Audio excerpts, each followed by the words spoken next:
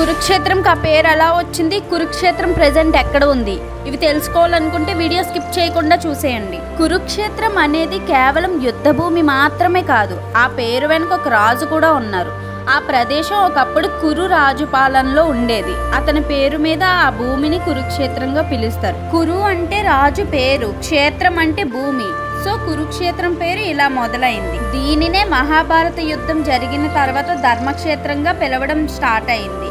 ఎందుకంటే ఇక్కడే భగవద్గీత కృష్ణుడు అర్జునుడికి చెప్పడం జరిగిందని మన పురాణాలు అయితే చెప్తున్నాయి. శ్రీకృష్ణుడు కురుక్షేత్రంలో ఆయుధం పట్టకపోవచ్చు, కానీ అర్జునుడిని ధర్మం వైపు నడిపిస్తూ అర్జునుడి రథసారథి ఇన్ ద సెన్స్ డ్రైవర్ లా ఉన్నారు. అంటే దాని అర్థం మంచి మార్గం వైపు తీసుకొని వెళ్తూ స్ట్రాటజీస్ వేస్తూ గైడెన్స్ ఇస్తూ యుద్ధాన్ని అయితే ముందుకు తీసుకొని వెళ్లి విజయవంతం చేశారు. కురుక్షేత్రం లొకేషన్ అయితే హర్యానా స్టేట్ లో ఉంది అండ్ పంజాబ్ స్టేట్ కి దగ్గరగా ఉన్న సరిహద్దు ప్రాంతంలో ఉంది. వీడియో నచ్చితే లైక్ చేయండి, మరెన్నో అన్నోన్ ఫాక్ట్స్ కోసం సబ్స్క్రైబ్ చేసేయండి. Thanks for watching. ఇష్క్ యూ ఆల్, బాయ్.